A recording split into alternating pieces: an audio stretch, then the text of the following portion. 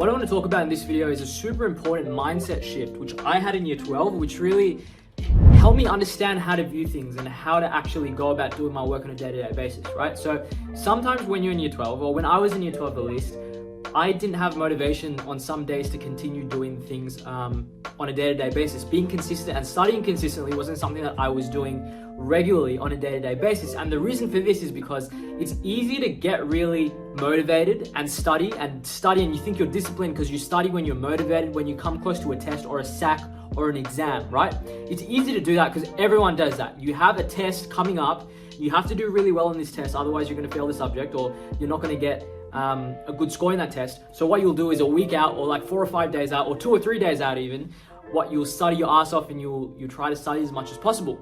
But the thing is, everyone is doing that. And if you understand fundamentally how VCE works, how your ATAR works, in Australia specifically, how does your VCE work? How do you get an ATAR? It's a ranking system against every other person in the whole of Victoria, in the whole state, in the whole country, right? That's how it works. So the easiest way to think about this, and this is how I personally thought about it, I thought about it on a day-to-day basis as a ranking system as well. So what I mean by that is, of course, everyone would study close to a SAC or an exam or a test. That's the normal thing to do. So why would I do the normal thing to do? If I do the normal thing to do, and if this is based on a ranking system, then everyone is doing it, so I will get an average score. So it only makes sense. If I come close to a test and I start studying a lot, that's not going to benefit me at all. Nothing's going to happen if I just study a lot and like work so hard 2 or 3 days or even a week out before a test, right? Everyone is doing it. It's normal. It's expected. You're going to get an average score. How I thought about it was, if I wanted to get an extraordinary score, if I wanted to do better than 98% of other people in the whole of the country, in the whole of the state, right? Then what I would have to do is I would have to do things on a day-to-day basis to give me a competitive advantage against other people. On a day-to-day basis, that's how I thought about it. So instead of thinking, how do I outwork someone close to a SAC, close to an exam, close to a test, I think to myself, how do I outwork someone in today alone? And that's all I thought about, because it's hard to think about the vision and it's easy to think about just the short term, right? So what I made sure was I made sure I had a short-term goal. So my daily habits revolved around what are the things that the normal student is not doing. I'm going to do those things, right? Because remember, I already established that if I want to get more than the average person, I wanted to get in the top 2% of everyone in the whole of Victoria and the whole of Australia, I have to do the things that the 2% are only doing. I have to do things that 98% of people are not doing. So what I started doing was I started thinking to myself, okay, well, think about it on a day-to-day basis. Are people waking up in the morning to study before they go to school? No. Okay, so what I'll do is I'll wake up in the morning. I won't get distracted by my phone. I won't start scrolling on TikTok or Instagram. And the first thing I do in the morning, I'll wake up and then I'll just start studying, right? I'll start studying for 2 hours and I have that advantage before I go to school. Okay, now by the time I go to school, I'm ahead of everyone else. You can think of it like this. That's personally how I thought of it. I thought of it like a competition against everyone on a day-to-day basis. Other people didn't know they were playing against me. It was all in my head, but it's what helped me understand and how to actually propel myself forward and get good grades, right? So I wake up and I think, okay, how do I get a competitive advantage on everyone else today? I'm gonna study for an hour or 2 hours before everyone else.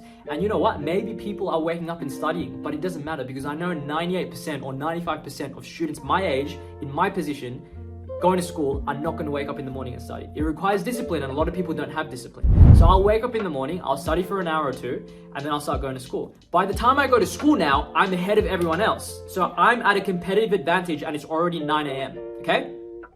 How do I get a competitive advantage throughout the school day? Just pay attention during class. You don't have to study during your lunch break. You don't have to study during your free periods. All you have to do is just pay attention during class. Everyone else during class are not paying attention. They're half-assing everything they do. So the only thing that you have to do is just pay attention during class. Pay attention during class and do the work during the class. And then after that, maybe you can just relax. You can have a normal lunch break. You can have normal free periods where you don't have to study. You don't even have to study during your study periods. Pay attention during class, wake up in the morning and study. People are not going to have the discipline to do those two things. So I have a competitive advantage on a day-to-day basis just by doing those two things, okay? And this is how I thought of it. If I did those two things every single day, wouldn't it just make sense to get better than everyone else in my test, in my SAC, in my exam, in my ATAR? It would just make sense to do that. if I woke up every single day and I did the things that 98% of students were not doing, and I did the things only the 1 or the 2% of people were doing, it would only make sense to get in the top 1 or 2% of students in the whole of Victoria. It would make sense that I get a score which reflects my daily habits, okay? So the biggest mindset shift which I had was changing my studying habits from trying to outperform everyone else close to a test to trying to outperform someone else consistently on a day-to-day basis. If you try to outperform everyone else close to a test, it's very tight margins. It's very unlikely that you're going to do it. And even if you do it, there's going to be a lot of, I don't know, I feel like there's just a lot of mental problems with that. Like you're working way too hard and you're just stressed out way too much. And I didn't like that. I don't want to lose hair over something like that, right? I don't have to cram. The reason I don't have to cram is because on a day-to-day basis, I made sure I studied in the morning, I went to school, I paid attention. Did those 2 things. That's the bare minimum that a lot of people are not willing to do.